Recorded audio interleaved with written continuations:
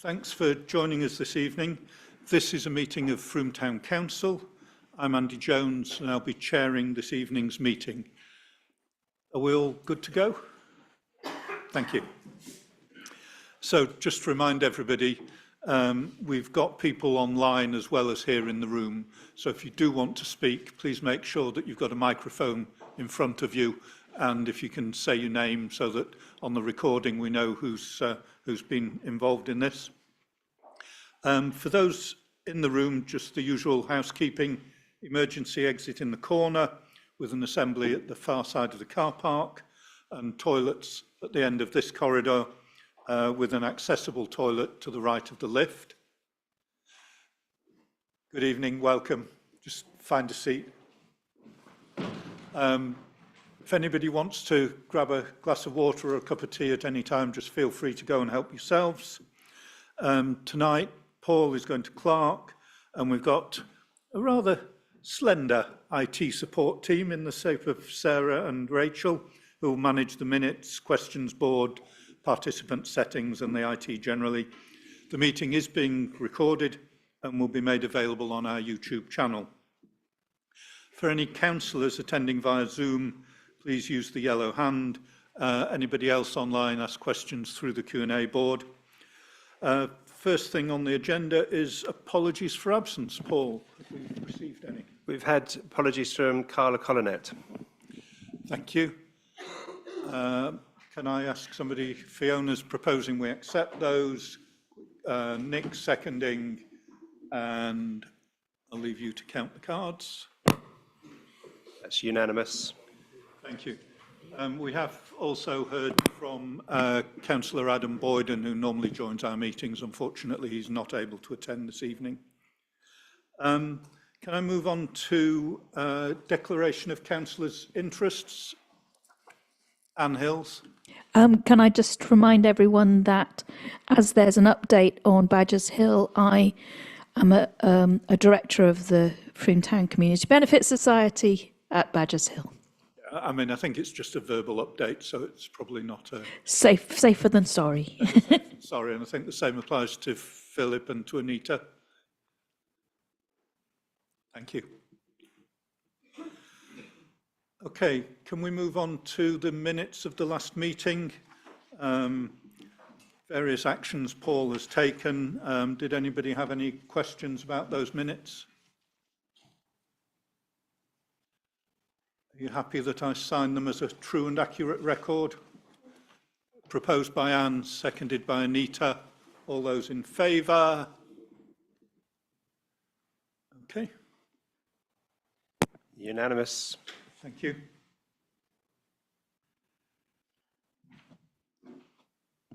So the next item on the agenda is questions and comments from the public and councillors. We've had a nice written report from Councillor Dawn Denton. Thank you for that, always appreciated.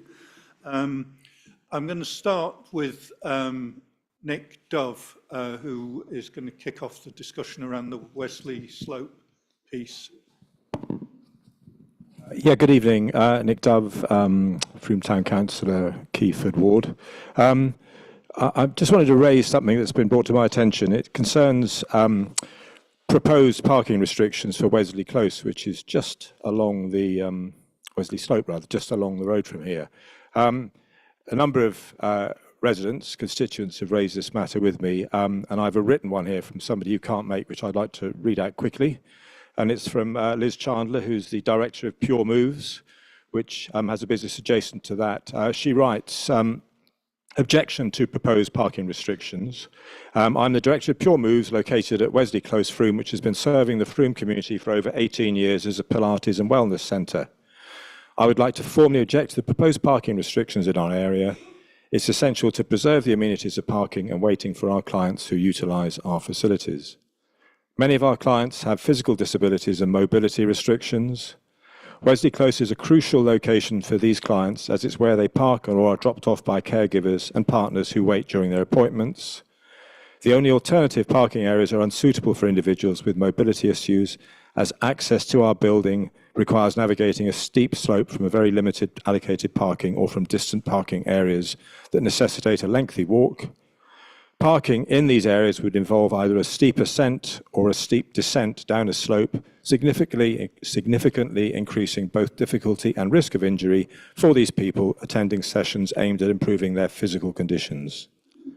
We all know how important physical health is to mental health. Additionally, practitioners of our business also rely on this area for parking. Nearby options such as Christchurch Street have 1-hour restrictions, while town car parks are already busy and oversubscribed.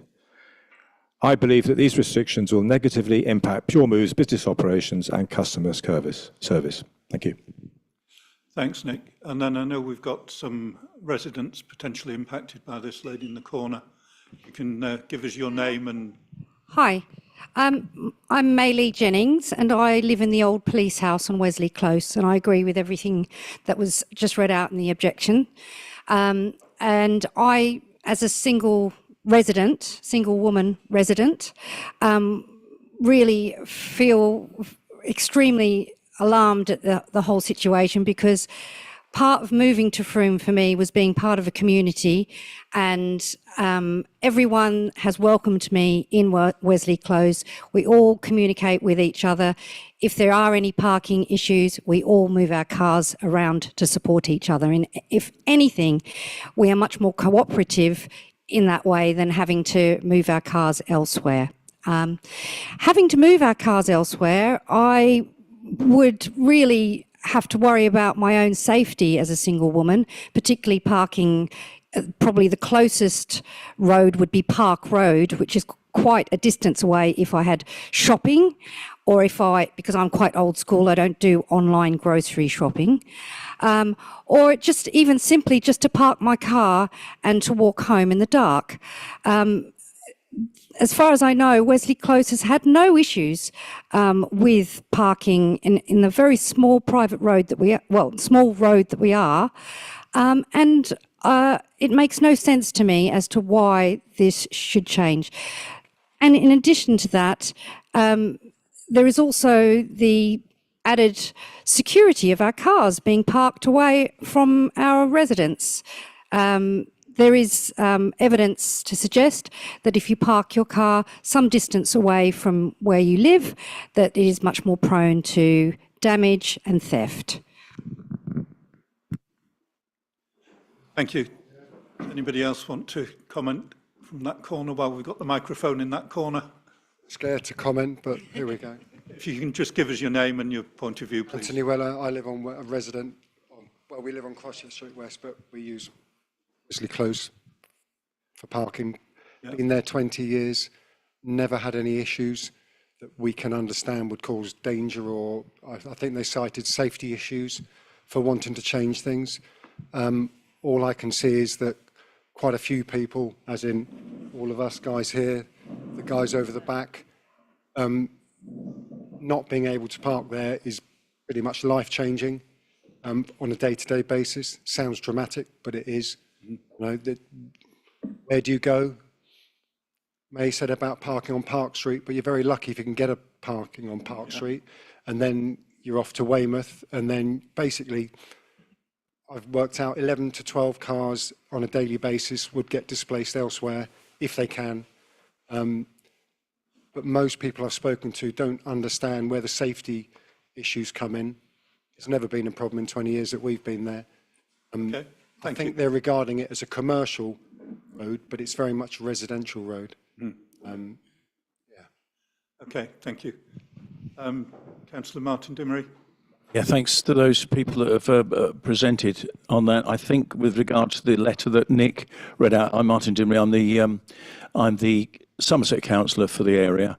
I have supported. I think I've already supported that particular one, and both those. I think both those issues are perfectly valid. And if you'd like to get my email address at the end or at some point in the meeting and write to me formally, I'll pass it on with my suggestion that those double yellow lines are not installed. It's not my decision, but I would hope that as councillors we have some influence on it. Thank you. Can I just say one more thing? That there are double yellow lines there that you can't actually see that need to be actually reinforced and policed. That would help anyway. But as for putting more there, it's just, yeah, makes no sense. Thank you. Thank you. Take Fiona, and then I think we've got Mick Dunk online, but Can Fiona. I just ask, where has this come from? And it feels like there's been sort of a bit of a flood recently of changes to the roads in Frome. Is there sort of a pot of money or something? Yeah, why? No, there's no money. There's nothing to do with money. The council have done a review and decided to put, when I say the council, I'm talking about the parking department, have done a review and they've decided that's where they want to put double yellow lines. We were not consulted formally on it. What was the review? Was it what was the process of the review? It's done by people at Push Pens in Taunton. I'm not going to defend them. I've got enough on my plate. Cut out to Mick Dunk's online. Mick Dunk's online. Mick. Hello, can you hear me? Yeah. I was aware that this might be a problem because I have for many years have used the services of Pure Moves in order to stop seizing up. That little lane there, Wesley Slope, I think it would be sensible not to park on the junction as you come down, and that, generally speaking, is a rule I would apply all over Frome. Don't park too near the edge of a T-junction. But I think that will restrict, there's a business up there. Further on up, there is other businesses, I think car spraying, car mending. And the only thing I'd say is as long as there's access for fire engines and the parking is sensible, I would support the removal of any extra double yellow lines there, because as we all know in Frome, parking is a nightmare, and if there's any way that we can just leave what's already there, that would be great. And it sounds like Martin would be happy to field your or give you his support, so that's great. Anyway, that's Okay. it done. Thank you very much. I'm just going to come to Nick Dove, and then we'll go over to Jane for some guidance on what we can and can't do. Yeah, thanks very much. Just really to reinforce, there are existing double yellow lines that stop parking right by the junction with the main road, which should be repainted so they're visible. But this seems ridiculous that this is somebody trying to impose this on residents and businesses that operate on there safely and fair. And I'd be grateful if Jane could maybe advise on how we can, as a council, push back with Martin's support to Somerset about this. Thank you. Just before I go to Jane, I see Councillor Shane Collins is asking to comment as well. If we can bring Shane in, please. Yes, thank you, Chair. Can you hear me? Yep. Yeah, great. Just to say, I'm the councillor for Frome East, which is one side of the Butts. I've had quite a few complaints from people in particular around sort of 15 the Butts and St John's Terrace, who don't have back street parking and are vehemently against the double yellow lines there. So just to say, Helen Kay, who's the other ward councillor, has already replied to Somerset Council, and I'm just in the process of doing it, asking for no yellow lines around those particular areas, St John's Terrace and around 15 the Butts, that little stretch there where they don't have any off-street back house parking. Okay, thank you, Shane. So, Jane, can you sort of suggest what options are open to us, if any? Yes, I will talk to Somerset Highways. Normally, when they put through amendment orders for double yellow lines, it's because there's been a request from somebody. And it would be good to understand perhaps if there was a request, where it came from and why that request was made, and then perhaps feed that back and look at talking to the relevant parties. I believe the deadline for responses is quite soon, and because there are lots of other areas tied up in the overall amendment order, including in Wells and Glastonbury, I'll see if I can ask if we can have a longer deadline to get any responses back. But I would like to find out the detail. But if there's a spokesperson perhaps from Wesley Slope that I could be in contact with once I've got some information. That'd be helpful. Yeah, so we'll maybe ask May to make sure she's given her contact details. And I think, you know, our role in this, as we know, we're not the decision maker, but we can facilitate the conversation. So hopefully if Jane can find out some more detail, we can convene a meeting of interested parties. I've got two more members of the public want to speak, and then we'll wrap this up. So I've got Gav first and then lady at the back. So Gav. Hi, Gavin Hill. Just to come in on where this has possibly come from, there was some information put out 6 years ago now that Somerset Council was going to be undertaking a parking review of Frome. So I strongly suspect that it's taken its time for things to finally come through. Yeah, we've been asking for a parking review since I've moved here, certainly. Let me take the lady at the back there. Yeah, my name's Jemima Hetherington. We run a business on Wesley Close. I think for sure we put in a request, definitely not for double yellow lines down the road, but lots of members of the public park across the entrance to our business. And we had a request that, and also on the double yellow lines that are not very visible and that are definitely not policed by anybody, that then do block the road. So we had a request that somebody potentially police the double yellow lines, and also, if possible, to do a white line across our junction, because we've had several difficult conversations with members of the public which suggest that they're not blocking the road. Where's the marking to say that that's a private road? It's not obvious. It's I mean, stupid things, obviously. It's clearly an entrance. But, you know, and we just said, is it possible to get a white line on that? And I don't know whether then they've kind of looked at that and just decided, oh, there's something, let's just double yellow the whole street. But I mean, it seems nuts. Okay. I'd also just like to comment as well, sorry, quickly. There was a comment about safety in the junction. And realistically, I think if we're going to talk about Wesley Close and that junction, I feel like it would be worth noting that there are no markings to say the roundabout is there, the sign isn't visible anymore. The roundabout, people whiz down that hill and straight round the corner.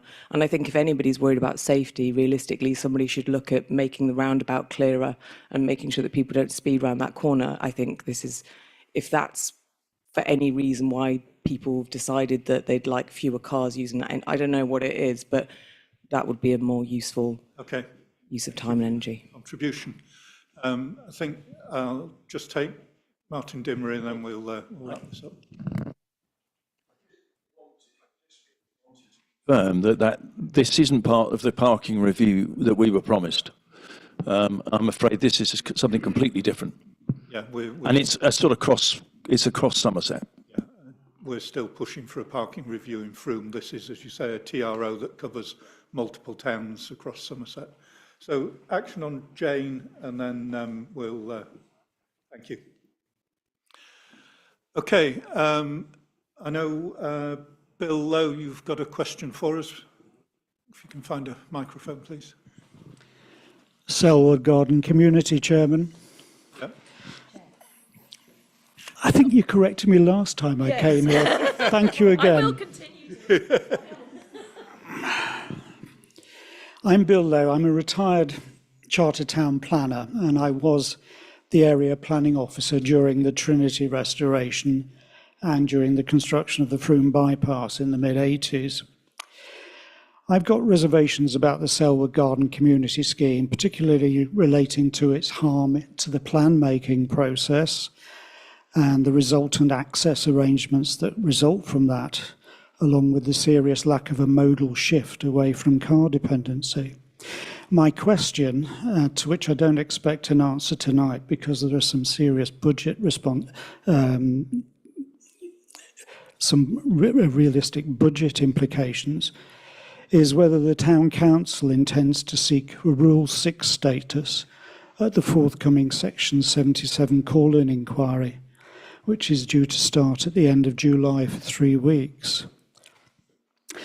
For the uninitiated, Rule 6 means that you have a seat at the inquiry table, usually with legal representation, and you can cross-examine the other side, the applicants.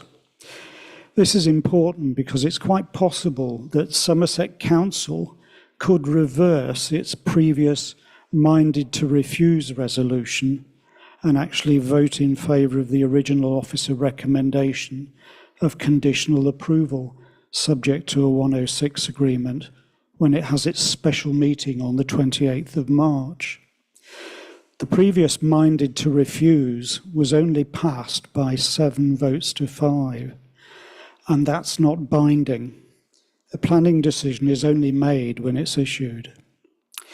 Selwood Parish Council have told me that they will not seek Rule 6 status, and one of their councillors has asked me, what happens if Somerset approve the application on the 28th of March?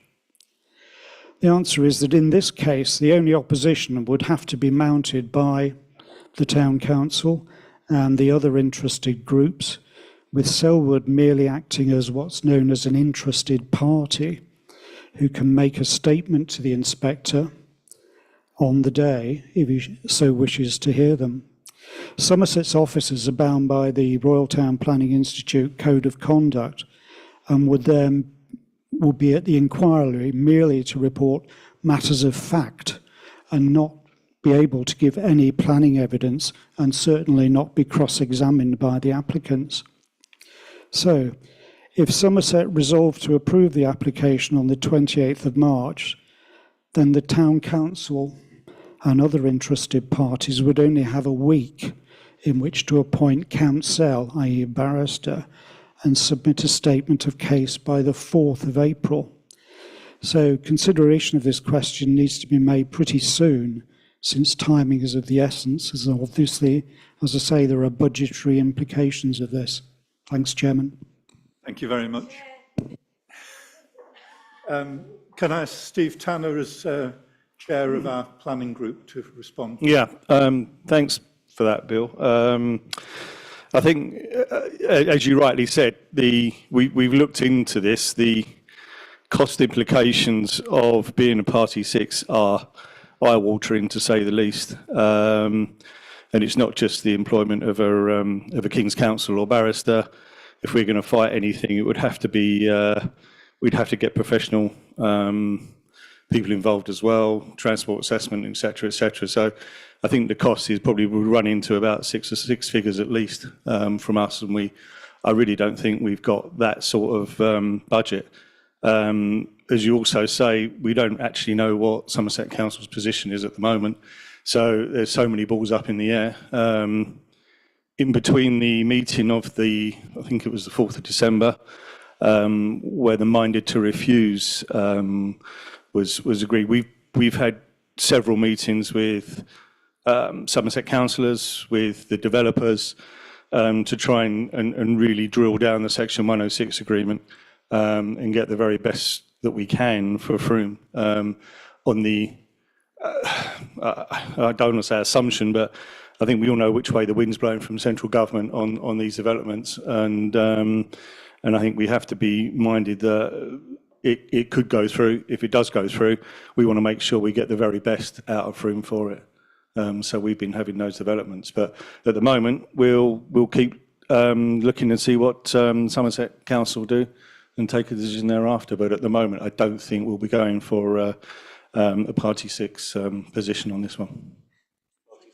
Thank you. I used to drink them when I was younger.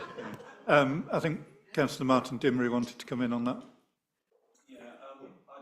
Well, I would defer to Bill's greater knowledge on this, but my understanding is the meeting at the end of March, we won't be given the option to pass or refuse. It will be a question of trying to meet, deciding on whether or not we have elements in common that the objectors and the approvers can work on and take to the inspection. Of course, the inspection is rather different because it was called in before we had a chance to make a decision, and Bill rightly says it was a very narrow decision.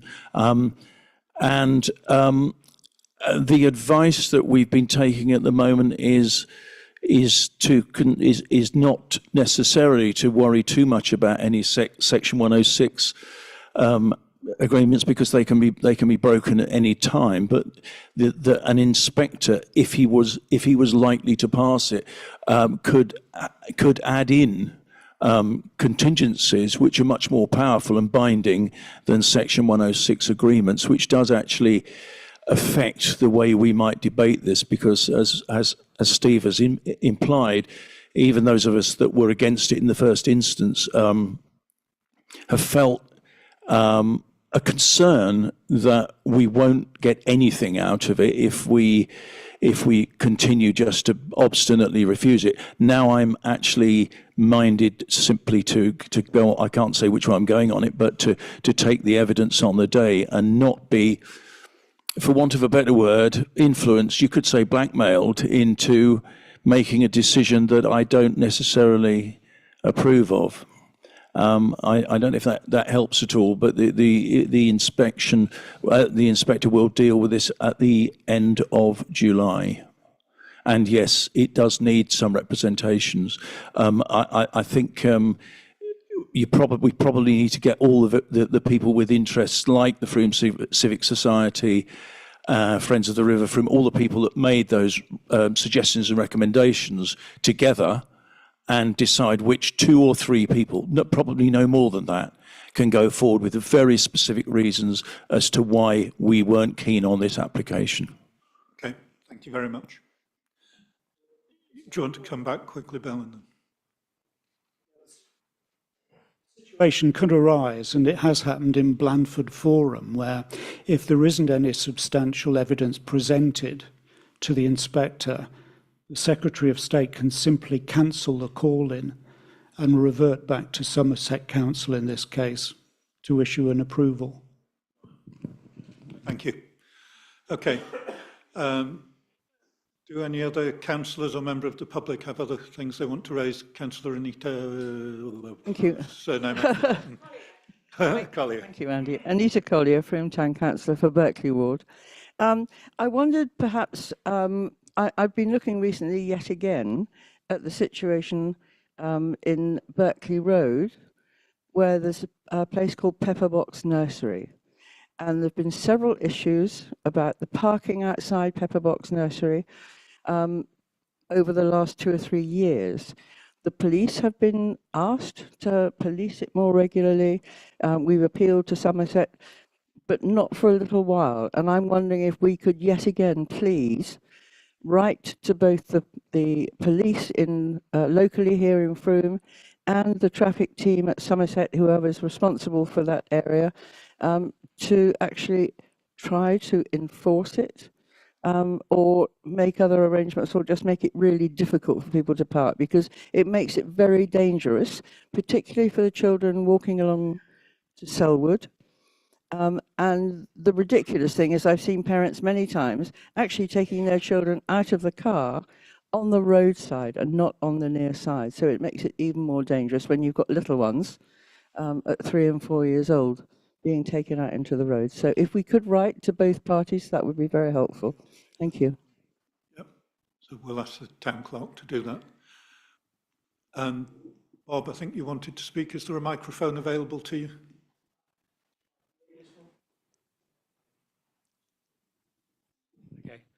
Thanks. Bob Ashford, resident of Somerset Road, and here hopefully for the very last time to talk about the Weymouth Road parking permit scheme. I'll be very brief. As I'm sure you're aware, this council in the autumn passed a resolution asking Somerset to remove the scheme. As a result of that, there's now a consultation, I think it's Amendment 15, and a new TRO, which is seeking to remove the permit parking, remove some of the double yellow lining there, and also include double yellow lining on the existing H-bars outside of people's houses. I would obviously support that amendment, but it is a consultation, and the consultation says that Somerset will take due cognizance, rightly, of people's feedback on the latest TRO. So I would ask if it's possible that this council, which has been incredibly helpful in the past, and thanks for that, were to actually reiterate the motion they passed last autumn, which is to seek the revocation of the existing TRO. Thanks, Bob. And I mean, some people may say that in the interim, because of the closure of Somerset Road at the end, there has been displacement of traffic away from Somerset Road onto Weymouth Road and Nunney Road, etc., and which is unfortunate for them. But I have to say, you know, when I saw the road closure for 7 weeks, I was a bit concerned. But if there's any way that could be extended for 6 months, I would deeply welcome that, because it's gone back 30 years. It's heaven. So hopefully, thanks, I say for the last time, but if you could consider that, that would be very helpful. I think Jane's probably got an update on that. I have indeed, yes. I have I've responded directly to the TRO email that's published, and also directly to Steve Deakin, just reiterating, what happened, you know, that we asked for it to be revoked, how that came about, a copy of the committee report, and once the consultation closes on the 20th of March, Steve Deakin has assured me that he'll be in touch to liaise over all the responses that have been received, and then hopefully we can take that forward. Thank you very much. Sorry, just a very quick addition. I forgot to add that actually outside Pepper Box, and I say there are already currently double yellow lines, so they really shouldn't be parking. Okay, thank you. Fiona? I just wanted to ask Paul whether you had had an update on the Frome Leisure Centre. Dawn mentioned it in her update, or whether you had either. Dawn? The only update is that Federica Smith-Roberts is going to be meeting with the management of Fusion, and she's not including anybody in that meeting. So we just have to wait for the outcome of that meeting. Okay, let's wait and see then. Thank you. Thanks. Yes, I have had a response. I had a response from the newly appointed head of leisure, Dan Webb, who has answered some of the questions, but not questions that I asked. I'm not being flippant, I'm being truthful. So my action, I just got that at the end of last week. My action is to get back to him and reiterate the questions that we had and ask him to answer those. And we've also invited him down, because he's new in post, to sort of have a look and have a chat with us about all things leisure and culture. Yeah, my backup sort of response was also going to be whether we invite the regional head of Fusion to our next Frome Town Council meeting. But if things are sort of moving, then should we wait and see how that plays out and check in again next month? And if not, go, yeah. Gav? Thank you, Gavin Hill. Just wondering if there was an update on the taxi rank questions from last month. That one's over to Jane, I think. Okay. Yes, so it was a little bit complicated. I spoke to Highways about that as well. That area of land is not part of the highway. So it was never Somerset who put the taxi rank markings there. There's no traffic order in place, never has been, that it be a taxi rank, because it's not part of the highway. Obviously you can't apply a traffic regulation order to it. So I thought, okay, well, I'll have a look and see who does own that piece of land. It's not registered with the land registry. It was never part of the land associated with the Singers development. Unfortunately, that's as far as I got. We're in a situation where there's a piece of land that we don't know who owns it. And yeah, I don't know where to take it from there, if I'm honest. I got stuck at that point. And there isn't really a process whereby, as far as I'm aware, whereby anybody can claim a piece of land unless they can demonstrate that they have been maintaining it for a period of 15 years, I think it is, adverse possession. That's all I've got.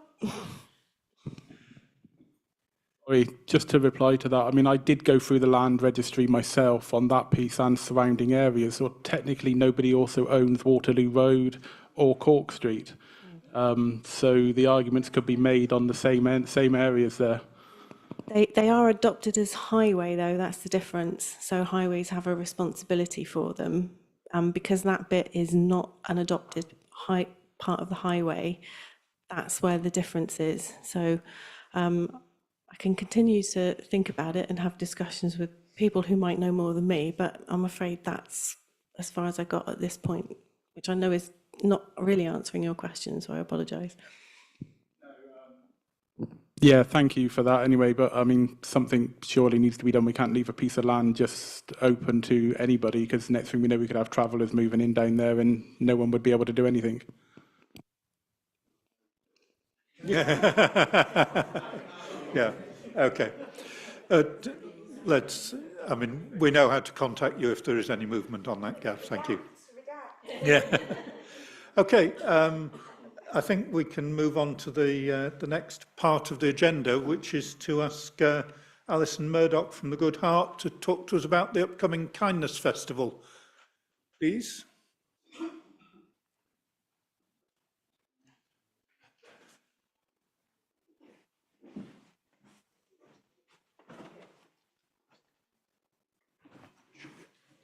Like I'm in church.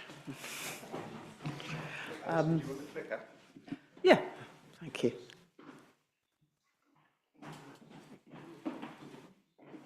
First slide up.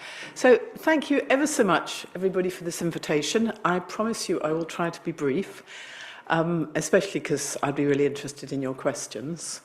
And it's been billed as Kindness Festival, but actually what I'd like to do is speak about the Good Heart in general, which is the organisation that runs the Kindness Festival.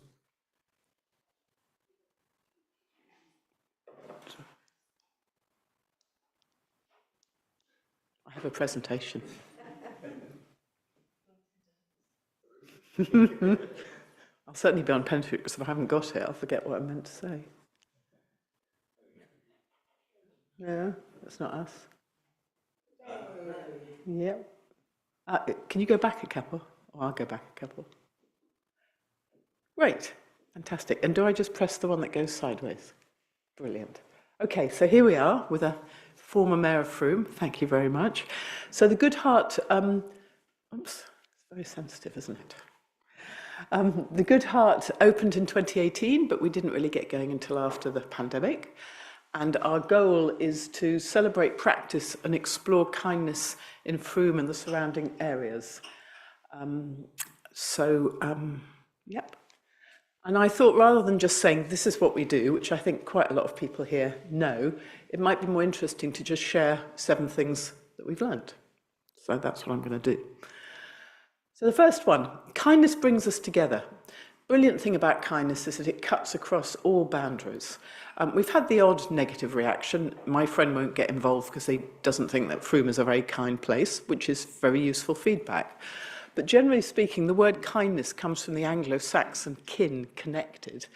And that's what we've found, is that simply having this purpose around kindness enables us to work with all kinds of different people. And we generally get a really positive response to that.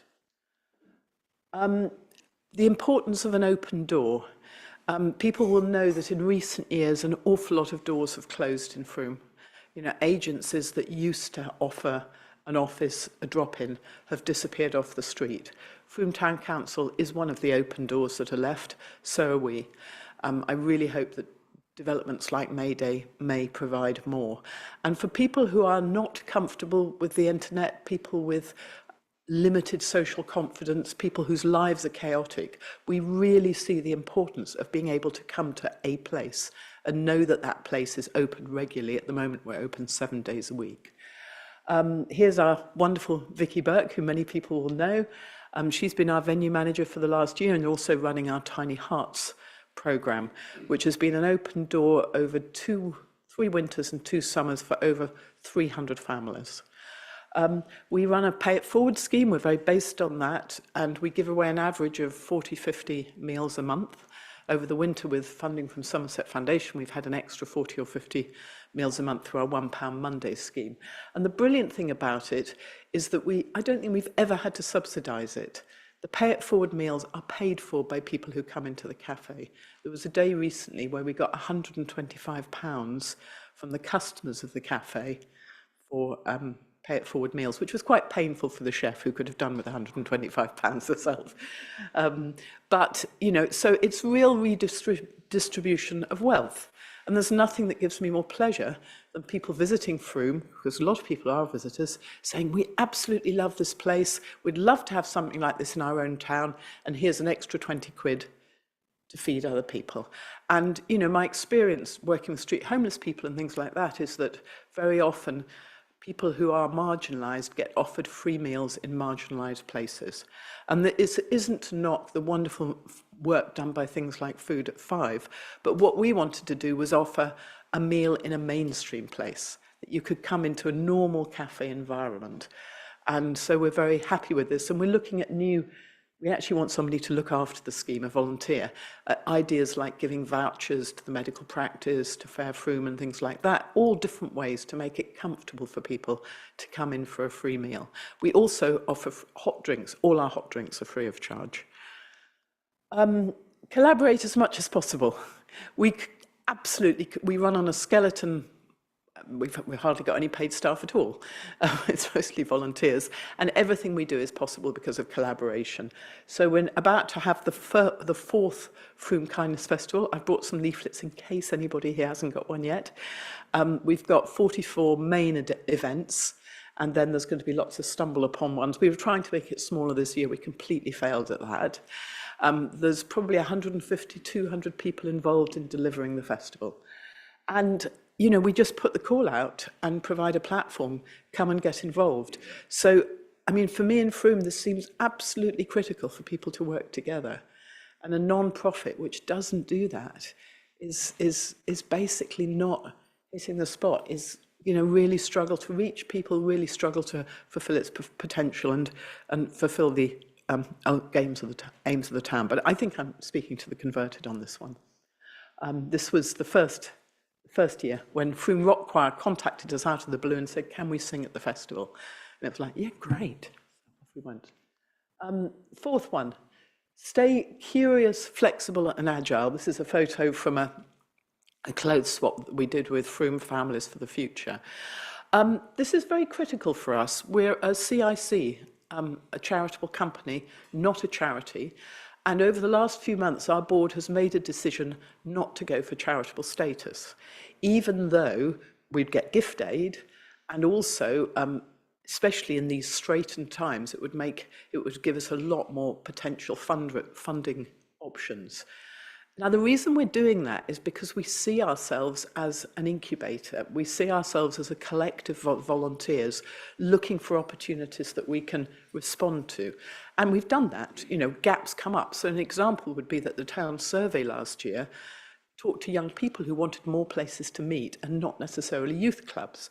So a group of volunteers opened something called Tea and Toasties.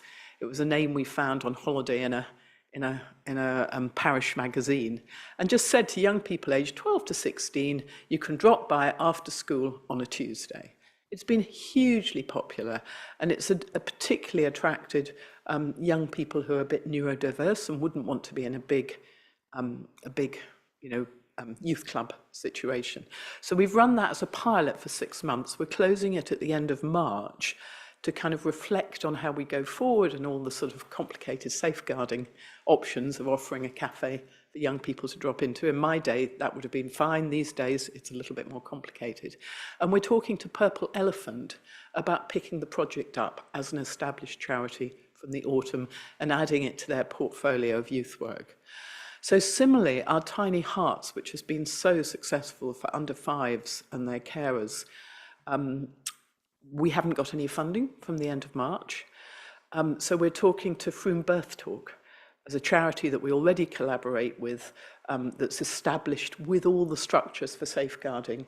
And we just think we'd love to support them by offering them Tiny Hearts. You know, these are projects where we've got proof of concept, where we've done all the feasibility work, the action research, we can offer volunteers, we can offer staff.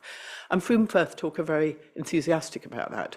So the arrangement at the moment is that we're going to use a little bit of unrestricted funding we got from the Rotary, from their December sales. We're applying to you lot for a community grant, And we're going to try and keep Tiny Hearts going for 6 months up until September, which gives us the time to do an application to awards for all. And we're going to write it because we've got all the data, but Frome Birth Talk will own it. So they will add their own details to that application. And it just gives us a transition period to try and keep a project going that anybody working with CYP and Frome has been really positive about, because it's the open door. You know, we've connected with so many really underprivileged, disadvantaged families, because, and that builds. You know, one family comes, they recommend it to others. So that's about us deciding that we want to stay curious, flexible, and agile, and that's the best way, in our experience, to contribute to the Frome non-profit scene. Number 5, keep it fun. I think this was our 6th birthday party, also attended by the mayor, and it was a pass the parcel around the Boyles Cross where we gave away free ice cream. It was really fun. It was great fun. And the middle of the pass the parcel, so it was a treat for everyone with the free ice cream. But this is a serious point as well, because we have a challenge in Frome around volunteering. We all know that. And there is a relatively small core of people who keep things going. And that's connected with a service ethos. It's also connected with their financial situation. It may be people who are retired or people who've got enough money not to be working or not to be doing 2 jobs. So how do we pull more people into volunteering? I think it has to be fun. People need fun at the moment. They need to be uplifted. You don't want to label them with oughts and shoulds. They've got to see the payback from getting involved with projects like this. So that's a big one of us. And we're lucky to have had some fabulous people working with us. Where we're trying to not, I mean, we've tried for diversity in our workforce and pretty much failed, because they're nearly all freelance mothers with young children. And we work around that. It gets very mad. Half term is a complete dead zone. But, you know, we're trying to make it fun and to respond to what works for them.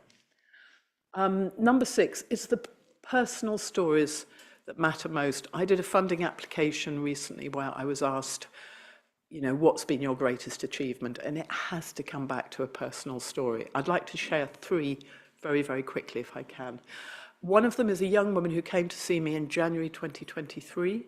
She had enormous social anxiety, a raft of mental and physical health issues. Her arms were covered with scars from cutting. And she came to see me one-on-one because she said, I'm really scared by crowds, but I would love to get involved with the Good Heart. That young woman is one of our most regular volunteers. She's been in the papers, she's been interviewed, she's working as a mentor with other young people, she's moved on to volunteer for other organisations in the town. She is amazing. So, you know, for me, that's one of the best things that we've done. There was another young woman who approached us as a single mum, and there was an incredible quote from her where she said, you know, I love coming to Tiny Hearts. It's often the only time that I see another adult.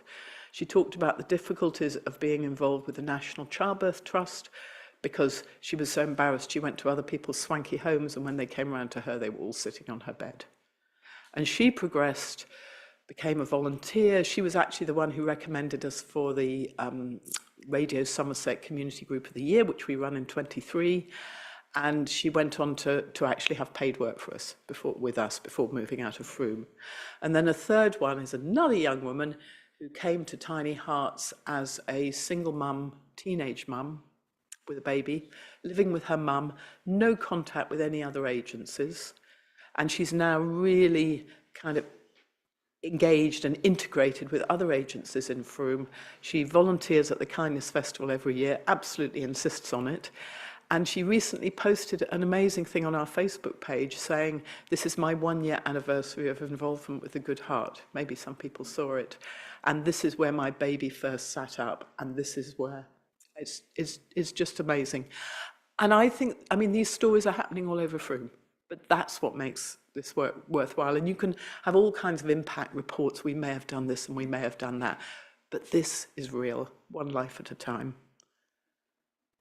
Yep. So this is our logo for this year's Kindness Festival. It's getting a great great reception. I did my 6th school visit today. We're reaching probably 4,000 young people in school, wearing capes with the little ones, not with the older ones, doing our superpower stuff. I mean, there is so much evidence that kindness is good for your mental health, good for your physical health. It's good for you if you do an act of kindness. It's good for you if you receive one. And simply witnessing an act of kindness has a ripple effect. And this is absolutely not unique to us. I mean, we've decided to hold a flag for kindness, especially in the face of all the negative press and the awful things that are happening in the world at the moment. It's, you know, empowering one. But that's where it is. Kindness really, really is a superpower that can make so much difference in the town. I did talk to a previous mayor about a little dream that, you know, there could be a notice as you come into Frome. Frome is a town of kindness or something. But then we discussed all the difficulties that would come from that. Can you imagine the press you'd get any time you did something people considered was unkind? But I would really love to see, you know, kindness, this weirdo world. I just want to say one other thing as well. In the festival next week, we've got an event called Menkind, which I think a few people here have been interviewed for, because somebody has pointed out that it's overwhelmingly women who get involved with the good heart and who use this word. So we're also really keen to see it spread out to the other 50% of the population. So, yeah, it's a... thank you.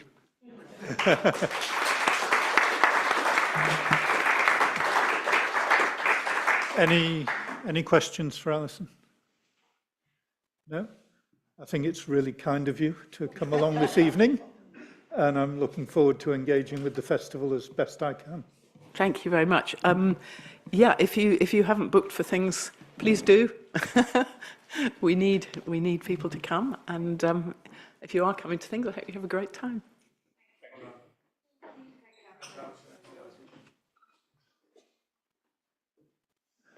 So, next is item 4 on the agenda, to approve a proposal to sign a partnership with Pieve di Soligo. So, we're not asking for votes just yet. Let Philip do his stuff. Thank you, Andy. Good evening. Bonsoir. Guten Abend.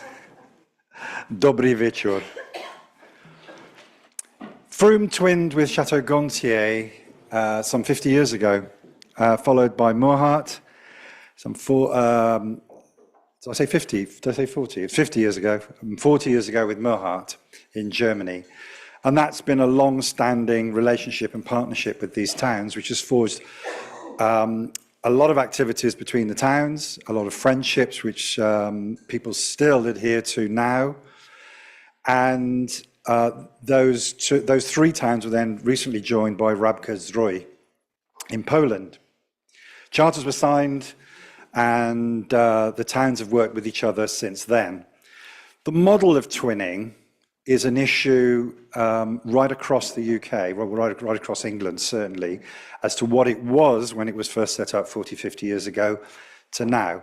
And Alison touched on some of those in terms of things like volunteering, people coming forward, and so on. Some of you in this room as councillors and as former mayors took part in twinning visits either here in Frome or in one of those 3 other towns. The model of what is known as the quadripartite has really now sort of passed its best. The quadripartite involves quite a large number of people meeting from each town once a year in one of the towns in turn. And as I've done a lot of reading on this, similar quadripartites or partite meetings have been taking place across the country, have actually faded as well. And new models are being sought. The proposal before you this evening really is to look at a partnership approach that will do hopefully a number of things. One, it doesn't necessarily mean that there would be a quadripartite model. When we talked about this with the Italian town, Pieve di Soligo, it was discussed that we might call it a multipartite, and I thought, well, where do we go from there? It just keeps getting bigger and bigger and bigger. The partnerships really should involve a lot more of our community. With the best will in the world, the Twinning Association here in Frome, some of those people who are still part of that were there 50 years ago when the first partnership was set up, first twinning was set up with Chateau Gontier. And they're finding it much more difficult now to travel, to host visitors from the other towns, and to engage with people within the town, within our community. And so the model I'm proposing is that we form partnerships with these towns, which we will build through partnership through organizations within the community that we have. Organizations such as schools, commerce, sports clubs, etc. Some of those have already taken place. The football tournament last year in Germany, where Frome Town United sent 2 teams, and I was lucky enough to be there.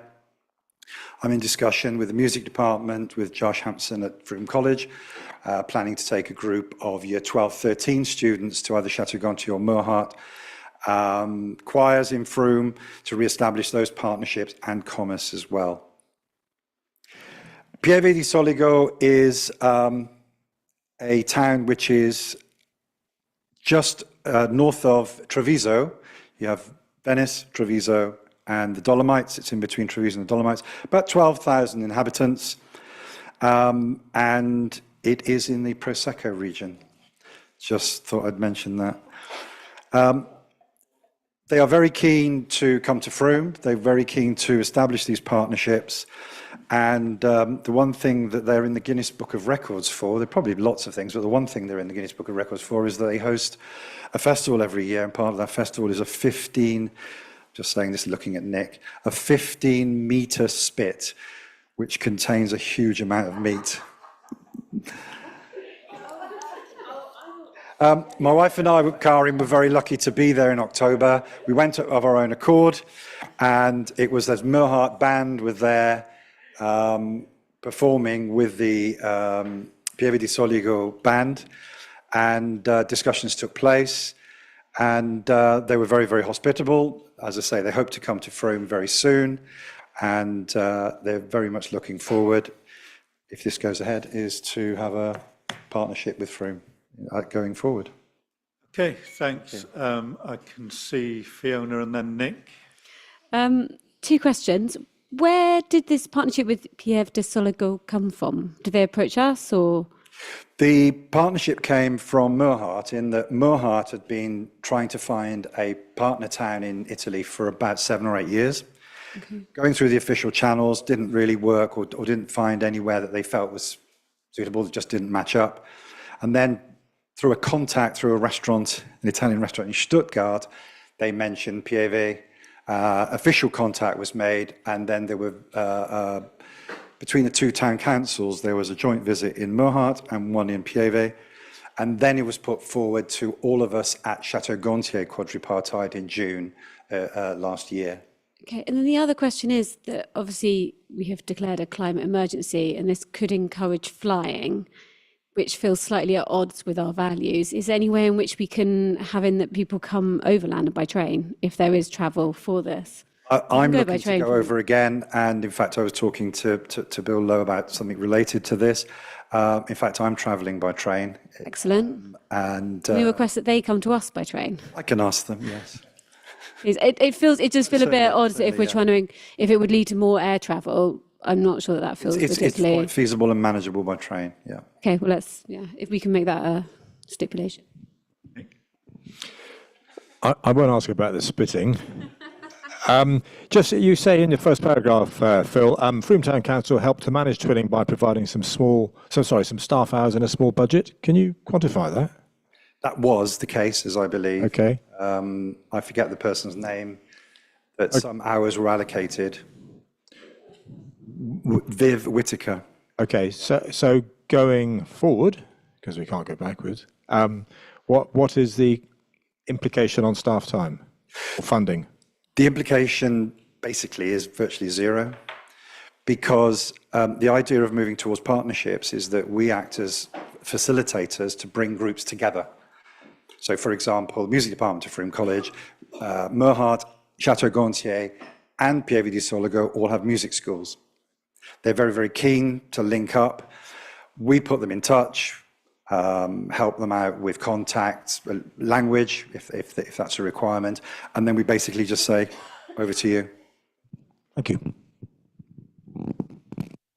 Okay, any other questions? In that case, can I look for a proposer? Polly? Oh, sorry, Polly.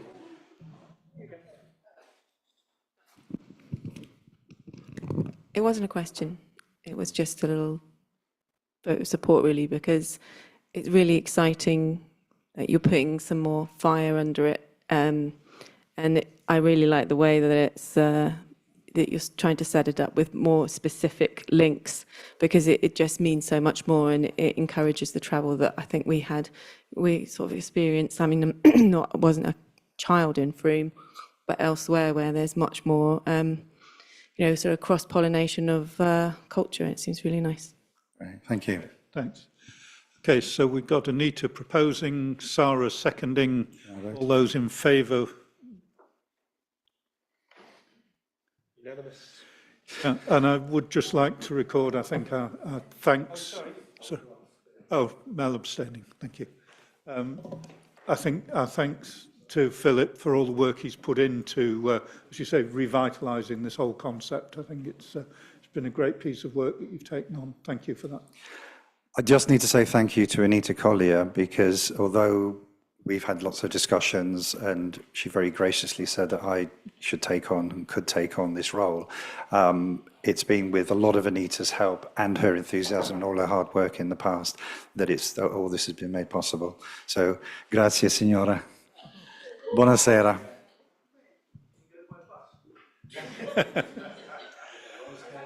Okay, thank you for that. Moving on, because we're just past 8 o'clock already. Item 5 is with Sarah to talk us through the business case for the facilities manager. Yes, so hi there. You've had the paper, and to summarise, we are currently landlord, tenant and owner-occupier, and these have different levels of responsibility across Frome. We need to increase the professionally qualified resource that we put into the standards of running our expanding estate, the fire risk assessments, health and safety compliance, maintenance planning, procurement and execution of all these works across all the buildings. We'll soon include the Quay Centre, Rangers Depot and Market Yard toilets alongside the Town Hall, Bowls Club, Victoria Park. All these buildings currently draw precious resource from the day jobs of 3 managers, 2 officers and various staff, frequently thinning out or negating altogether the time they spend on their main duties. We want to ensure compliance is certain and well managed. We have calculated that 30 hours rather than our estimate of half time in the budget because of getting the Quay Centre finalised and the toilets. When we first set up this budget of a half-year post, we didn't know for sure about the Quay Centre and we hadn't had the toilets on licence. So we think a 30-hour post would attract a candidate. We thought full-time would probably be too much, but that 30 hours would attract a candidate who was looking maybe to work from Frome and had previously worked outside and would cover all that's needed. Any questions? Okay, Lisa, I'll go to you first.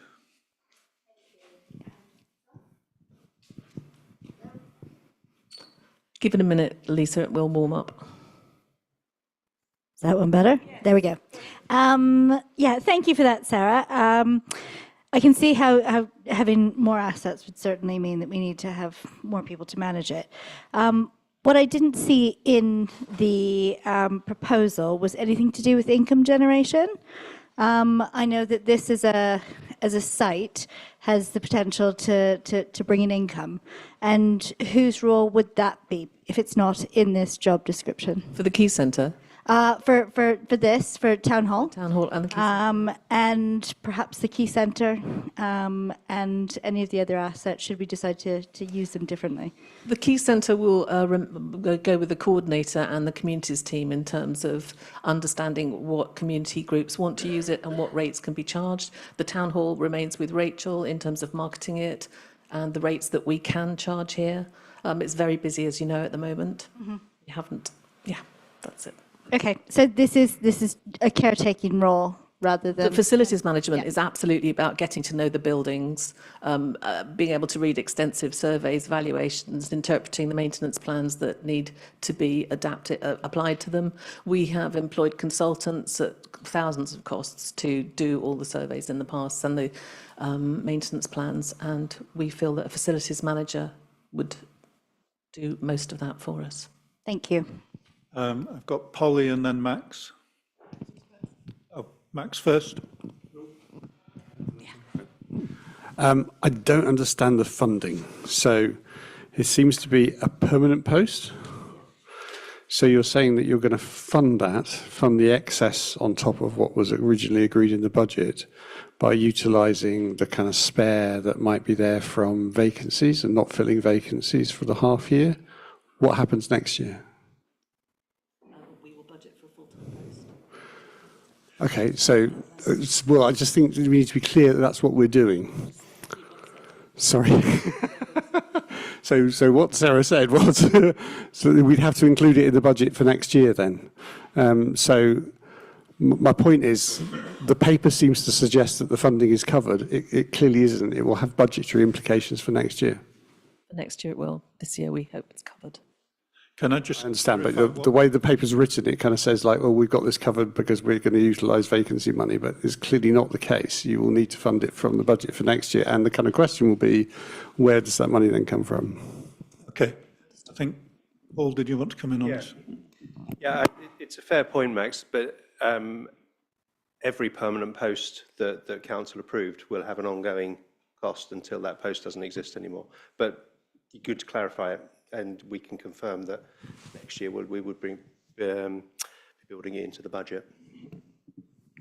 Yeah, okay. With potentially some kind of precept increase to do that. Many councils would have to kind of say we can't do something we can't do something new unless we take something away. So it's not clear to me how we will build it into next year's budget, and it's not kind of indicated in the paper that that is the implication of agreeing this. Seems to suggest it's covered, and I don't think that's right. Okay, taken. Holly? The only one that stood out to me was Cheese and Grain. I was thinking, how come they don't have their own facilities manager? Is there somebody that does a job within that this one would oversee? We have a landlord responsibility, which we haven't. Peter.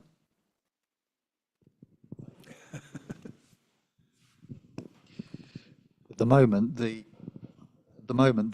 role in terms of liaising with our tenant and also liaising with our landlord, which is Somerset Council, rests with me, and I get involved with all of the negotiations associated with amendments to the lease if they're required, etc.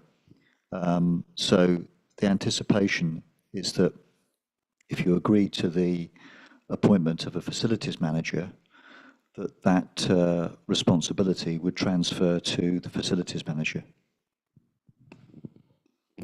And Fiona? I completely see the sort of the case and the need for it, and I think in many ways it does make sense because it's clearly a very specific skill set that, as you say, is being spread across a number of people at the moment, and I can see the sort of the need for those specific for more because we have them already, but for more of those sort of specific skills. But it is quite a big change to me. It does feel like it's a significant post. It's a manager. It will change line management as well, won't it? Sort of in terms of who reports to who. And as you said, it takes things out of people's. I'm not sure quite how it works because you've got, as you say, you've got sort of. I'm presuming it's. I'll say roles, not people, but you've got communications manager, environment manager, and deputy town clerk that it takes responsibilities from. So does that then change their job descriptions? Because. And how does that work? Is there sort of a process around that? Paul, take that one. Just it feels like a very big change, is what I'm. I don't think it is a big change. I think, as Peter's just described, there'd be some members of staff who would relinquish some of their current building responsibilities to create one post, the responsibility for all of them. The process involved is up to me as a head of staff to ensure that staff are engaged with and discussed with. I don't think well, this report isn't asking you to approve any change in line management. And that's my responsibility anyway. Yeah, no, I'm not sort of saying, I guess I'm just saying it just feels like a big change and it does feel significant. And I'm also sort of, I guess I just wondering what the process of how this role came in, because I was also expecting to see something that was sort of, what Lisa was saying is also this bit about sort of, is this for sort of the buildings itself and then the internal bit will be sort of managed differently? Is that what we're saying? So this is about the maintenance of the buildings, the bricks and mortar essentially, is what we're after here. Yeah, it's making sure that in our different roles as owner, occupier, tenant and landlord, it's ensuring those three roles with regard to all the buildings. First off, we're compliant with legislation, which the key centre, for example, is given the number of people that are going to come in and out, I think is a really important thing, just making sure all the fire stuff works correctly. That's one thing. So there's that area of legislative compliance. The other area is around all the legal side of things that Sarah's struggling with at the moment, as well as everything else she's got on her plate. And then the third element, as we put in the report, is about ensuring the buildings are kept up. The stuff that goes on inside, to answer your question, continues unchanged, and we'll establish a system for that when we get to take on the key centre. Okay, I'll take Mel, and then I think we can try and move to a vote on this. I don't think there are too many strong arguments against this. And also we're moving from 18 hours a week to 30 hours. But I think one or two people have some pertinent points in terms of taking on new staff without knowing exactly where we're going to go subsequently, which we probably need to take into account in the future, because we can't continue to keep adding people onto the staff base. So just kind of, it's something that we need to bear in mind and actually have a bit more clarity in terms of where we're going to go to either get more efficient or more effective in the way that we work. Okay, thanks. Can I ask if there's a proposer for this recommendation, please? Okay, proposed by Anne, seconded by Steve. All those in favour?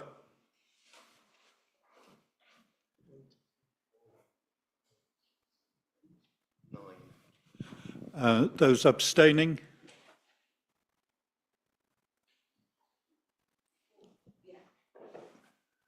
You're abstaining, 3 or 5. And anybody voting against? Okay, so that's passed on a majority. Thank you all.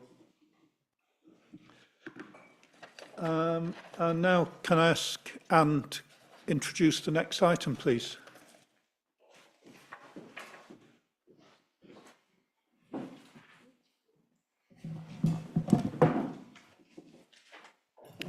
Thank you. I'm sure you've all read the paper, but I will just take you through the highlights before we invite questions. I think, first of all, I need to draw your attention to the appendices of the paper. There's an impressive and wide-ranging list of organisations who've received grants over the past couple of years. Another highlight, I think, is we've moved to public meetings for our grants committee now, rather than these being competitive. They've actually turned into very collaborative events, and there have even been occasions where some applicants have withdrawn their application when they've heard the strength of other grant bids, and said, I'm going to step back because they deserve the money more. And there are synergies in those meetings. But it's not just about the money. Community groups sometimes need our assistance with governance, or just bringing groups together to assist their collaboration, maybe on a joint bid or on a joint project. And we're there to really amplify the work that they're doing already. And it's not just about the money from us either. It's not just about the money, and it's not just about the money from us. We help groups seek finance from other sources, maybe through match funding. We've got some data that is a bit surprising, that shows Frome lags behind its peers when it comes to drawing in funds from major funders. We're not quite sure why this might be. It could be a quirk in the data, but we'd really like to unpick it to find out whether the data's skewed by some of our neighbouring towns, but we don't know the answer to that yet. So that's part of what's being proposed. Map what's happening already in true Frome Town Council style. Map what's happening already, find out where the gaps are, finding external funding opportunities. And when we say that, we mean external to Frome Town Council, but within the town, but also external to the town, so bringing money into the town. And to do some innovative grant giving, maybe involve young people in the town, underrepresented groups in the town, to assist us in giving out those grants. So those are the highlights, but I'm sure you all read that anyway. Hannah and I are here to answer questions wherever we can. Okay. Any questions from anybody? I thought it was a great paper. Thank you for that, Hannah. It's a nice piece of work to understand those numbers and see just actually how much is coming in from outside as well, quite apart from all the organisations that we've been supporting, because I think that sort of plays against some of the narrative we've heard elsewhere. Nick? I agree, amazing breadth of recipients, I think you call it. The £8,000 allocation, what's that for, please? Really to do some of this research work, but also to look at the mapping of the funding opportunities. Hannah, do you want to explain a bit more about the £8,000? Yeah, so the suggestion is that there's kind of three main parts of the next steps. One being to really understand what organisations need and what their gaps are. We think we know, but to be sure. The second part, as Anne said, to understand better what the external opportunities are, because we'd started looking at this thinking about, let's think about what kind of structure a Frome fund might be, but it was a bit cart before the horse, and actually jumping to a solution, which we are inclined to do. Yeah. So, and then that third part, as Anne said, trying to be more innovative in some of the grant making that we're already doing with our Frome Town Council grant money. So the first two parts of that are quite intensive pieces of work. So the mapping and the scoping exercises. So the idea would be to commission that work out.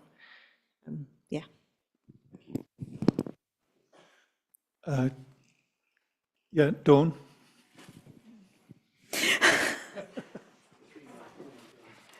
Teamwork. Just a quick question. So you were saying about getting people involved in the decision making. Is there any other scope for the general public to be involved in how this money is spent? So from the point of view of grant giving, well, that's the innovative grant making, and we're sort of thinking that we might join up both with the work that Matt's doing in the climate team with the young people of the town, possibly doing a bit of co-design on giving out grants. I haven't said anything wrong there, Matt, have I? That's all right. Max? So I sort of lack evidence for this really, but is it the case that what we're doing essentially, so we've just talked about putting a budget pressure in for next year that we haven't necessarily funded, and that will need to kind of come from somewhere. I think if we probably looked at the direction of travel in terms of the way in which our budget is spent, we have probably given out less over the last 2 or 3 years, year on year, through grant giving. And we've grown our establishment quite significantly. Right? So I just think that's, again, I don't really have the figures in front of me, but I kind of think that's the case.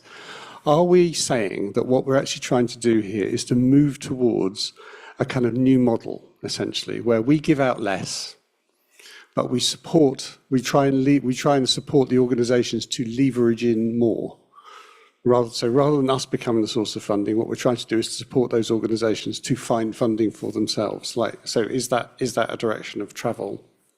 In a quick answer to that is yes, but added to that is in the paper when it talks about it's not all about the money, and what Hannah and her team are already doing is supporting organisations when money is not the problem. Money might be part of the problem, but it's actually governance and structure and getting their policies and procedures in place. So, but yes. And is that a co-designed approach? Is that what they're saying they want? We don't know yet. That's the longer answer. So the short answer is yes, but the longer answer is that's what this work needs to do to find out, is that the right direction of travel? Okay. Because the other thing I would add to the direction of travel then is that we should be really clear that the grant giving we do, or indeed the support that we are giving to organisations, is the support and the grant giving that supports what we're trying to do as a council. Absolutely, in all of the terms. And I hear that, but it's sort of lacking. So I think we need somehow to say this is the new approach. This is the way we're doing this, because I think the publicity always is like, the grant's gone down again this year, or the amount that people can get has gone down again this year. So we need to be really overt, I think, about the things that we're doing. Can I ask Hannah just to come in on that before I come to Just a quick point. It's been going up each year because we recognise that the community organisations have been more in need. So the pot has been agreed to be larger each year, just as a... First year, we really very clearly took out quite a lot of money from community grants. I remember that very vividly. Yeah, halved it almost. There was a big drop and then it's climbed back up. Maybe I'm just thinking the more recent years. Fiona. Can I just, it's sort of slightly answering Max's question, because I've sort of been involved in some of these conversations here. And I think there's been sort of two main sort of drivers behind this. There's a bit of a rethink around this bit of work. I think the first one was the sort of identification that the grants committee was sort of made up of a small group of people of a certain demographic, and that was not represented the town, and we wanted to actively look at participatory grant making. So that has been like part of it from the beginning. And the other bit was also around, I think there was also something around the more effective use of funds as well, and more efficient use, the understanding that there's lots of different pots around the town, all with their own committees, all with their own sort of doing. And I think there's a lot of, £2,000, £500, that kind of stuff. And actually, if we were to come up with a structure or sort of do some research and find a better model, we would be able to sort of pull them in, put ours in, hopefully get some more in as well, look at different sources, and then look at how that could be distributed. So I think, from my opinion, those were the two main drivers. I'm just going to come to Mel in a moment, but I was just going to comment, because I've been part of this conversation as well, that, we talked about, we almost were leaping at a solution before we defined the problem. So we were talking about maybe a sort of Frome fund approach, where we try to collaborate with other givers, so that in fact organisations only need to make one application rather than 5 different little applications. Mel. Just as the kind of long-standing old git, we originally set 10% of our budget, which was about 70,000. So it may have gone up in the last few years, but it's actually gone down overall from what was a really good and optimistic start, when we were very generous in terms of what we gave away, and that was good. And actually, it made lots of things happen in the town. I do want to ask just a couple of questions on the funding. There were 2 figures in there. One which is funding as directly for FTC were unsuccessful 490, and then there's another one that's funding that FTC has enabled, and that's 1.9 million. And actually, what we managed to get what they managed to get was 5,000. So they just seem slightly out of step with one another in terms of what's the bangs for the buck here. One of them included the football club. Hey? Which is the figure with the... Might it be helpful, just in case scrabbling around, we can send councillors the breakdown of that table to list. I don't want to know the table. It just seems like a lot of different, there's a difference between anticipated funding, 5,000, and unsuccessful applications, 1.9 million. Secured funding, 579,000. Yeah, I've got that, yeah. Okay. So, Hannah, can you just explain the 5,000 then? No, it's the 1.9 million I'm million. concerned about. So what was that grant application that was unsuccessful? Is that what you're asking? Well, is it one application? Is it a lot of applications? Were we not very good? So that was... Peter can answer it, I think. I think the 1.9 million was the one that we worked on with Somerset Council to try and secure funding from the government for the Cheese and Grain extension. Excellent, good. But that's not the end of the story. Right. Okay. Not quite sure what that means, but okay. Just to make you aware, at the moment we're exploring potential for alternative funding for that project, and we'll keep you posted. Excellent. Okay, thanks. Okay. Okay. Can I suggest we move this to a vote then?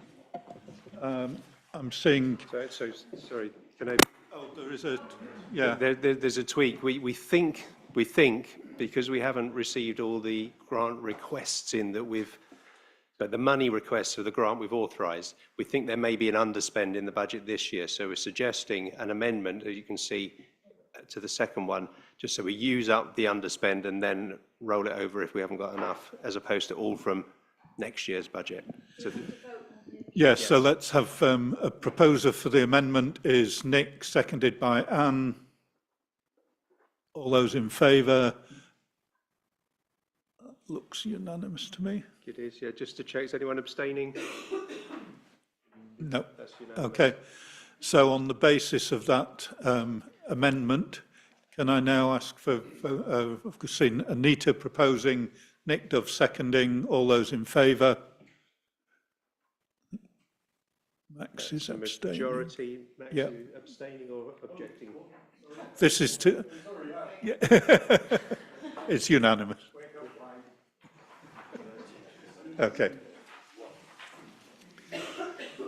Right, thank you very much for that. Let me move on to Fiona, who's going to introduce Matt's report. Yeah, I'm only going to be quick.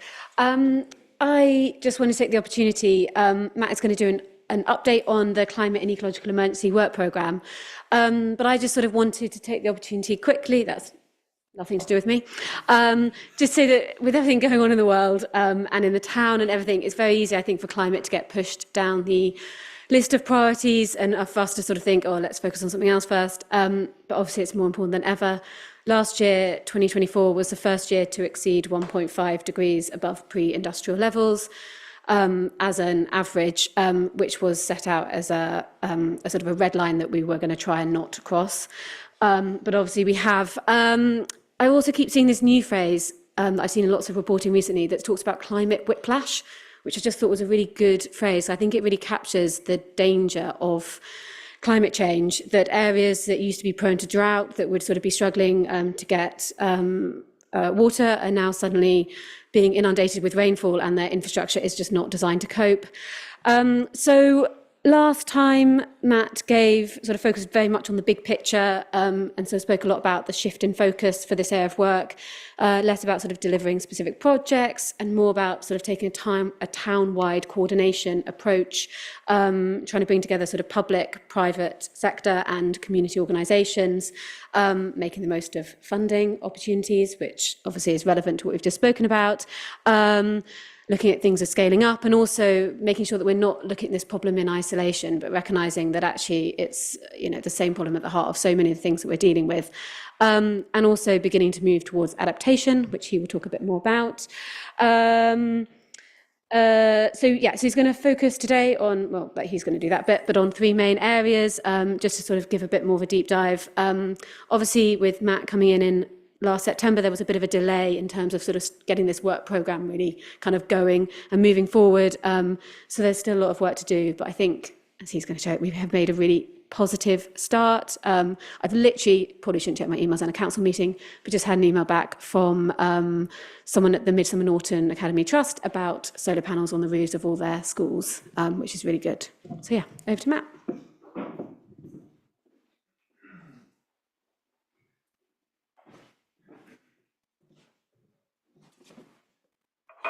Where's the tricky thing? Thank you, Fiona, and good evening, everyone. And thank you for putting climate back on the agenda. That's brilliant. I've nearly been in the role 6 months now, so that's absolutely whipped by. But it's been really good, and it feels like, especially in the last 3 months since my last update, that we've started getting some traction, and things are really happening. So that's great, and I'm really happy to do this update this evening.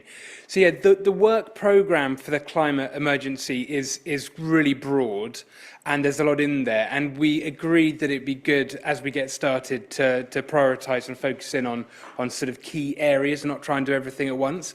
So this doesn't mean that the other things in the work programme are going to be neglected or drop off it, just that we're starting with these 3 areas to begin with, to get these things rolling. So that's adaptation, which I sent an email out today, so hopefully everyone's may have seen that. That's a workshop and work stream. Renewable energy, starting with hopefully lots more solar panels for Frome, and then energy efficiency, which is also homes and retrofit. So why adaptation? When we think of work on climate change, it's often mitigation, and historically a lot of the work has been mitigation, and that's all about reducing emissions. And when we have conversations in this country with people about mitigation, people used to say, oh, but what about China? And obviously nowadays you might be more likely to say, well, what about the United States? But they always see a bigger emitter, and why should we do anything? But adaptation is where it kind of gets real, because for a lot of people, they might feel like, well, my emissions are tiny, and what difference does it make? But when you start looking through the adaptation lens, it's really getting our head around the fact that it's happening. It's happening all around us. Like Fiona said, last year, 2024, we breached the 1.5 global temperature rise for the first time. Emissions are still going up globally, so we're locked into the temperature is going to keep going up, and these changes are going to keep happening. So we've got to get ready, basically. Some of the things we know are going to happen. Winters are going to keep getting wetter. Summers are going to keep getting hotter. And then all of this leads to other kind of impacts. Like if you have a really, really wet winter, then we know if you've got an allotment, it's harder to grow stuff, and farmers, a lot of the crop failures happen. And all this is with the background of increasing political uncertainty and this kind of thing on the global level. So it feels really important to be taking action now. And it's a really good way in for people that might be feeling a bit jaded or why should I do something? I think when we talk about, okay, if it's really, really hot in the centre of Frome, what would we do? That really kind of focuses the minds. So I'm sure you'll be delighted to know that this is a funded work stream that we're doing in partnership with Somerset Wildlife Trust, and it's funded by Somerset Rivers Authority. Somerset Wildlife Trust have done a series of towns already, Glastonbury and Wells being notable examples. I went to the Wells workshop, but although we're going to have a main piece of this will be the adaptation workshop in here on the 13th of May. It's a work programme that will go all year. So there's a pre-workshop planning meeting, and we're going to get getting all the key stakeholders involved. Then we have the workshop. After the workshop, Somerset Wildlife Trust will work with us to do 2 rounds of community engagement to engage people that wouldn't come to a workshop at the town hall. Then we're going to work with Somerset Wildlife Trust to draft the adaptation plan.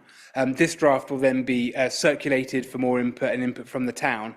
And then towards the end of the year, we'll do a launch event. So it's going to be really interesting.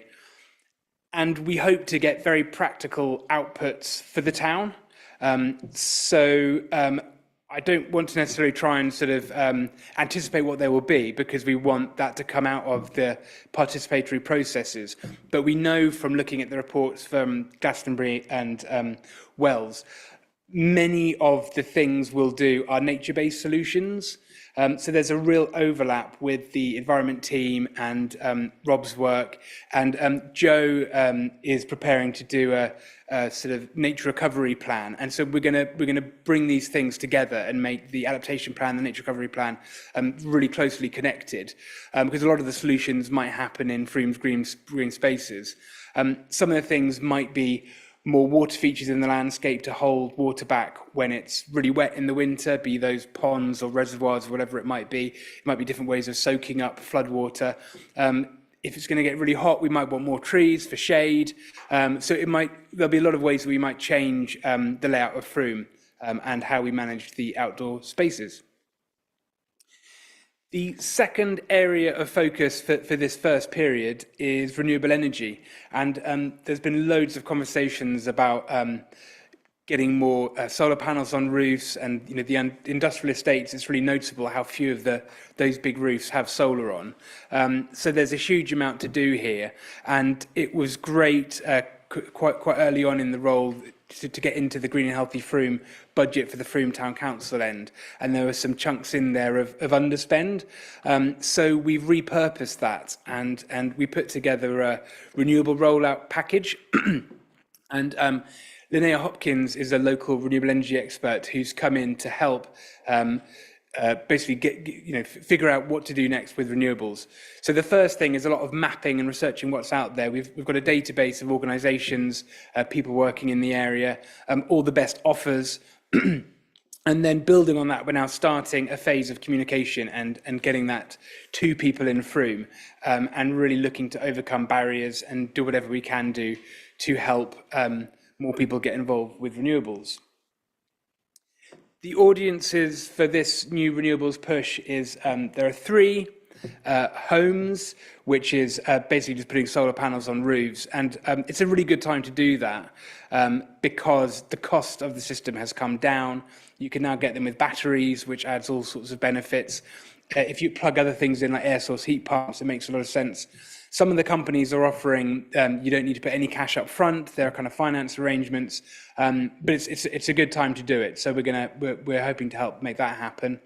In terms of with businesses, it feels like we just keep bumping up against barriers, and I know that there have been pushes before to get into the industrial estates, and it becomes complicated because often the businesses working in the buildings don't own the buildings, and there's a whole kind of it's tricky to get to the person that's either running the energy bills and then connecting them with the right people. But we're making progress, and we hope to have some breakthroughs soon. And then the third audience is community energy, and everyone will be very familiar with the amazing work of Frico, who have had great successes with the cheese and grain and free medical practice. And we're doing everything we can to support Frico to increase the capacity and do more. Creating offers where the community can invest and own renewable energy assets, especially big ones, is the preferred way of having more renewables in town. Because the bigger systems will actually, they won't just bring energy bills down, they'll also generate revenue. And there's really interesting examples around the country. In Bristol, there's a big wind turbine that's owned by a community there, and it generates revenue every year, which can be redistributed. So the community route is the preferential way to go. So we're doing everything we can to work with Frico to do more of these community projects. We have a home energy event scheduled for the 20th of May, which will be in here. So that will be really good. And please do point people in our direction if you're having conversations with people who either have concerns about climate change or interested in renewable energy. We have the capacity now to really offer that support. And we'll be doing more of these events. But at any time, we're really keen to hear from anyone who's interested. We've been having lots of conversations about how do we make it a movement, and not just talking to individual households, but linking up with Transition Streets and Frome Neighbourhood Network and getting a sense of we're all doing it together. There was some really interesting research done that showed that if there's a household that isn't recycling, how do you best motivate them to start recycling?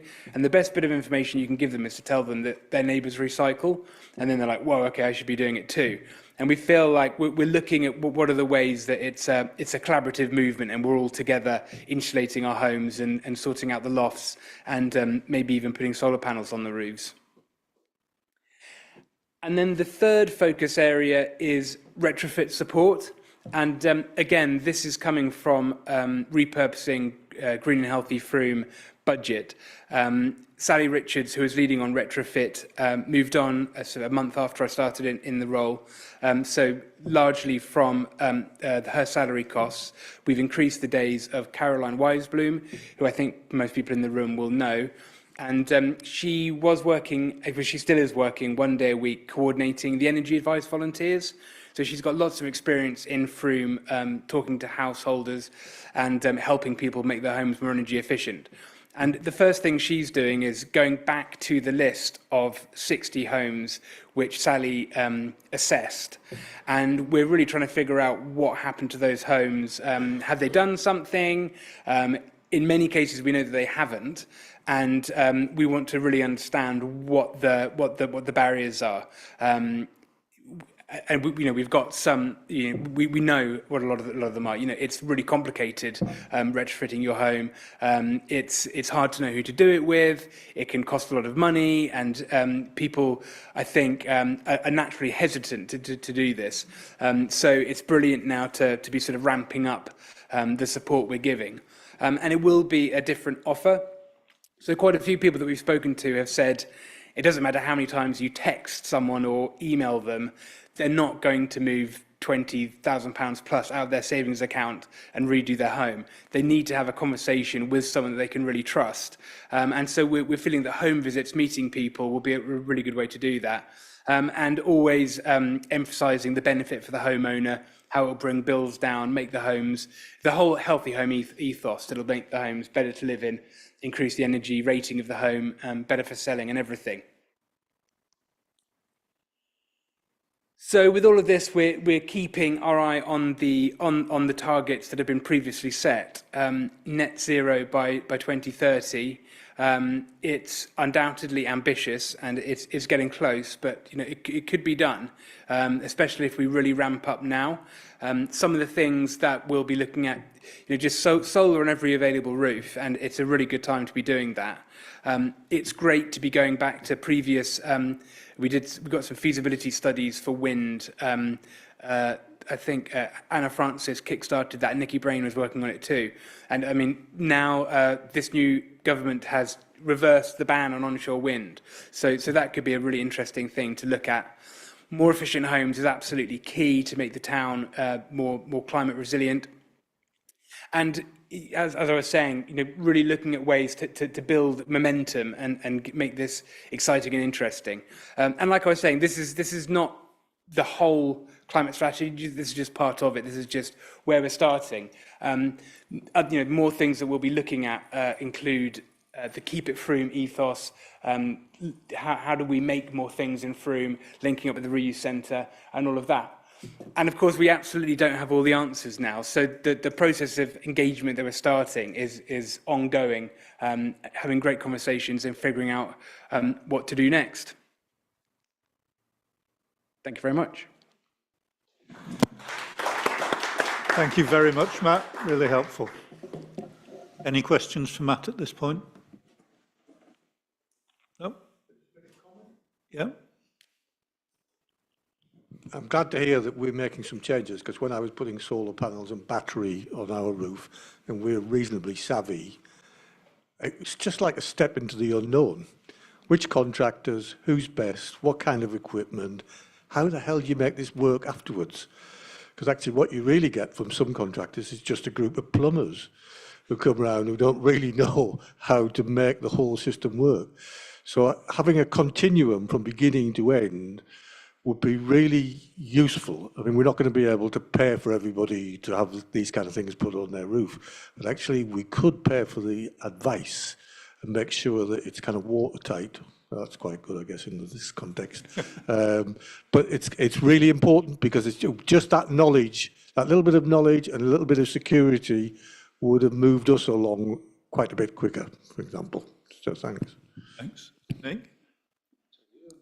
Did you want to come back on? I was just going to say that I think it's a really good point, because it can feel a bit like the Wild West out there, and undoubtedly there are, there are cowboys out there that are selling not great systems, and they just sort of whack them up, and then you don't hear from them again.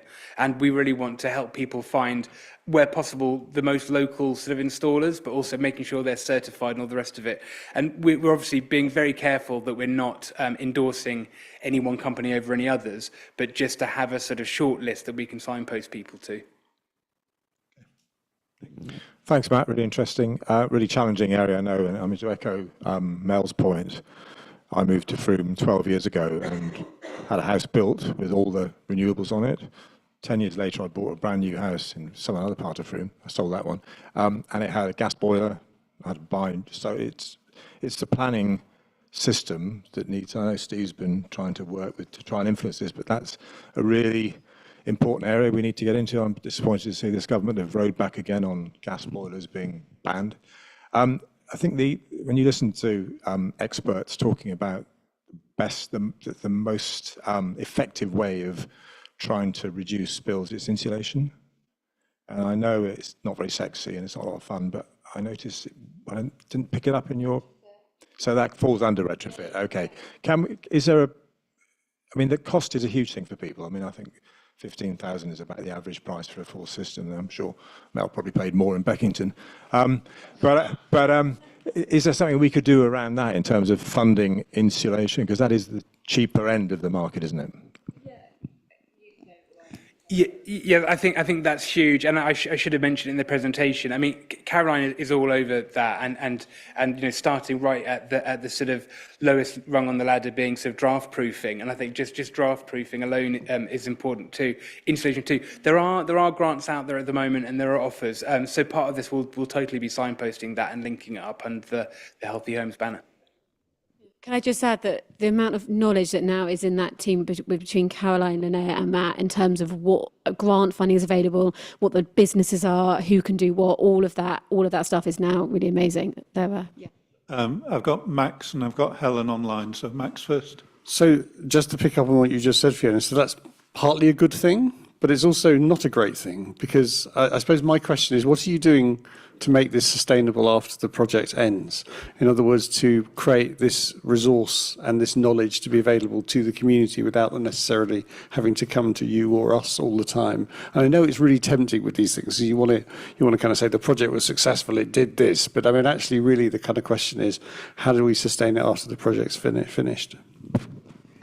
Yeah, it's a really big point, and we've been having a whole series of legacy workshops as part of within Green and Healthy Frome to figure out how do we keep the impact going. I mean, obviously, my role isn't funded from Green and Healthy Frome, so I will continue after the project goes, and I'm making sure that the intelligence we're building up in the processes can continue after the end of Green and Healthy Frome. So can I just add on that there is a whole strategy that I have had sight of under, we're not quite sure what it's called yet. There have been discussions whether it's Power Up Frome or, something that is about exactly what you said, Max, of distilling all of this information down and getting it out, whether it's on a web page. We've also spoken about leaflets going in every single, sort of like a Keep It Frome leaflet.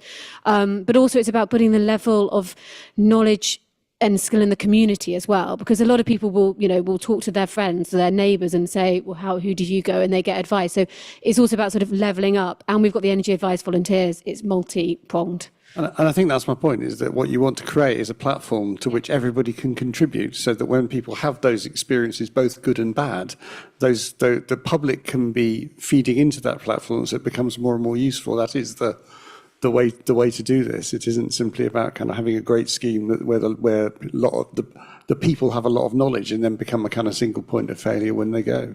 There's potentially with the Green and Healthy Frome website and the legacy of that. I think there's something really interesting there under that brand, because that's sort of something that isn't really owned by us as Frome Town Council, but it's sort of been a collaborative thing, and there's a potential for that to sort of evolve in some sort of way. Also, Green and Healthy Frome has experimented with platforms, but I don't think they've been particularly successful. But there's I think there's more learning there. Maybe it can be pulled in with the digital platform that we look at. So yeah, but it's all being discussed. It's yeah. I'm conscious of time. I've got Helen wants to speak online, and then I think Steve wants to come back, and then we'll move on. So Helen Kay. Yeah, can you hear me? Yes, thank you. Okay, thanks. Just a reminder, as I'm sure you all know, the local plan the first stages are happening now. And what we haven't done explicitly yet is talk about policy. And I had a quick look at the papers that went with Matt's presentation, and there's stuff in there about developing a vision of how to make the town more sustainable and resilient, and how we then go forward with that. And you're talking about that with the legacy. And some of that, if we could feed some of that vision into the policies, now I can't tell you at exactly what stage that will be, but the sooner the better. We just need to keep an eye open for that. What I'm concerned about is that the policies will end up being sort of evolving through officer dialogue and not enough community input. I know we've got an LCM meeting coming up. Max is organising. I need to talk to you about that, Max, and about whether or not, for example, we could do a bit of visioning, this kind of visioning in that meeting, where it starts to feed into the policies, so that at the moment, where we've got the print works, where we've got extra insulation in the printworks and triple glazed windows. We've got solar on all of the developments going on at the south side of Frome. None of that was in the old Mendit policy. It was all stuff that Frome Town Council, along with some of us on the planning committee, pushed for and got them as extras. We shouldn't have to do that. It needs to be in policy going forward. So I just wanted to just flag that up as a way of somehow how we can sort of dovetail what you're doing and get that sort of so it feeds into the future planning policies. Thanks. Thanks, Helen. That's probably a good key to ask Steve to contribute. Yeah, pick that up as well, Helen. Thanks. I actually wanted to link in what Mel said to what Nick said, and sort of links into what Helen just said as well, actually. There's a lot of new development that's gone on the south side of Frome, as Helen just, and a lot of those houses do have solar panels. But something that I realised, I've had solar panels for 2 years now, and only last week did I find out that if you change your electricity system, you can charge your battery overnight at something like 6p a kilowatt, and then use your battery throughout the day. And I've just been running it as battery and solar for the last 2 years. Bit of a muppet, but there you go. But just linking in those new houses, I'm sure there'll be some people like me, maybe not just like me, but some people like me that won't have a clue how to get the best efficient use out of the solar panels and the battery systems, if they do have battery systems. And I'm just wondering if that's something that we could look at as well, to actually do, I don't know, a leaflet drop or some sort of event here that basically this is how to get the best out of your renewable energy stuff. Sounds great. Yep, good point. I did the same thing with my panels and battery, but I've also just figured it out. Okay, so thank you very much, Matt. And now we'll move on to Peter for a couple of verbal updates. First on the devolution project.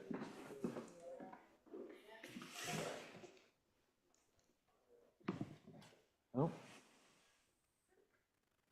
We got to slide the button there, but it didn't go.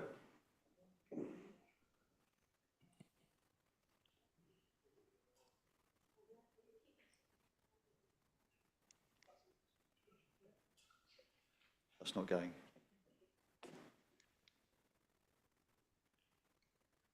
I might have to leave that to you.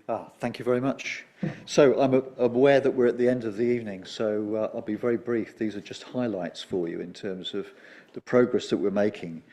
And this is very much a follow-up to the presentation I made and the decisions that you took at the last council meeting. So firstly, a bit of good news for you. My understanding is that on the 1st of April, Somerset Council are going to take a key decision around open spaces and grounds maintenance, and we fully expect all of the open spaces that we've asked for to be formally confirmed as being on the list for transfer to Frome Town Council. But in the meantime, we're not wasting any time. Lawyers have been instructed on both sides to progress all of the legal agreements so that at the point at which those transfers are formally agreed, that we're ready to move. The other thing to note is that you agreed that the priority at this stage was to ensure that we had interim management arrangements in place for the point at which we take on assets and services. And already we have an interim markets coordinator. They are self-employed, but they've come on board as a contractor. They're working very closely with traders to ensure that on the 1st of April, we're ready to take on the operation of the weekly markets.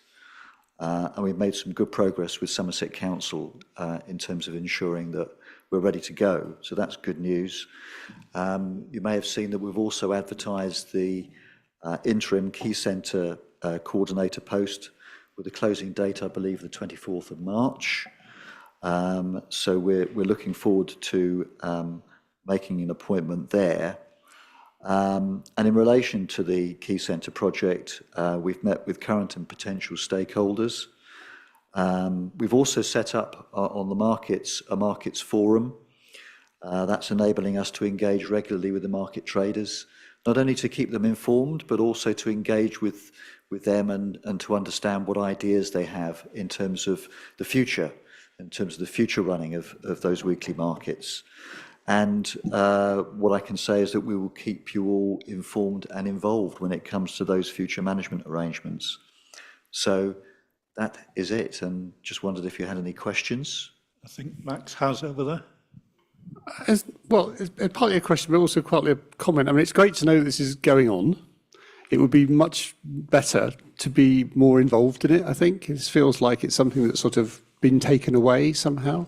So if you're talking with stakeholders and you're talking with market traders and all of that, it would be useful and creating forums, then it would be useful for us to be able to participate as councillors in that stuff. Tara? We are. Is the short answer to that. I mean, not every councillor is obviously going to be involved in everything, but the town centre group is involved in these forums. So the councillors that have, works on that work stream are involved in these particular forums, the same as other councillors are involved in the forums that they're involved in. Does that make sense? It does, but there's also something about creating, what we were trying to do all along is not silo this off into different elements. And, some of the stuff that I've done, which is creating the prospectus and doing all of that kind of stuff, there's also an overview of the whole town unitary deal. And so I'm just saying, as lead councillor on unitary, I don't know enough about this. So that's what the updates would be for, presumably. Just in a council meeting, is my point. Do you want to pick that one up?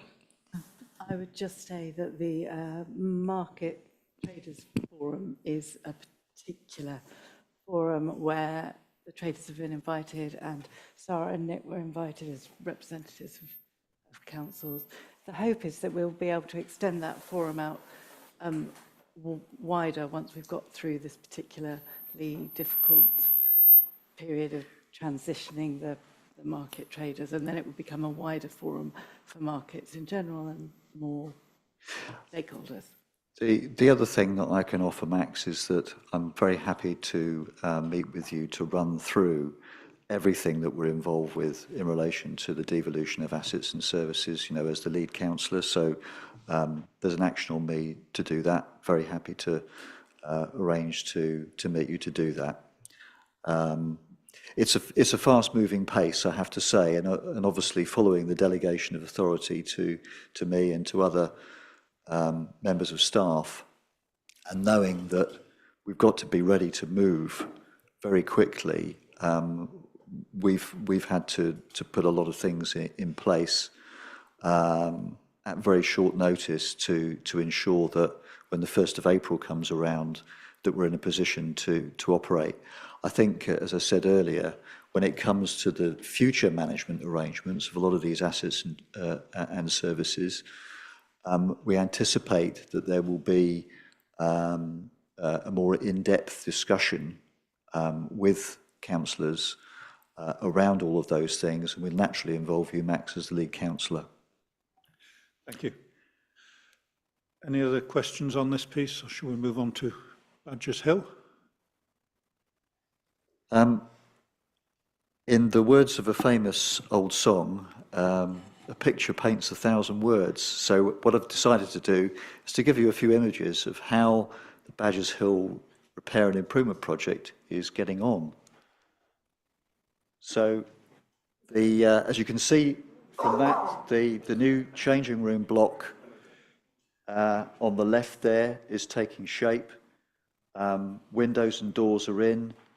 The render of that block is expected to go in very shortly. The roof, as you can see on the right-hand image, is already completed.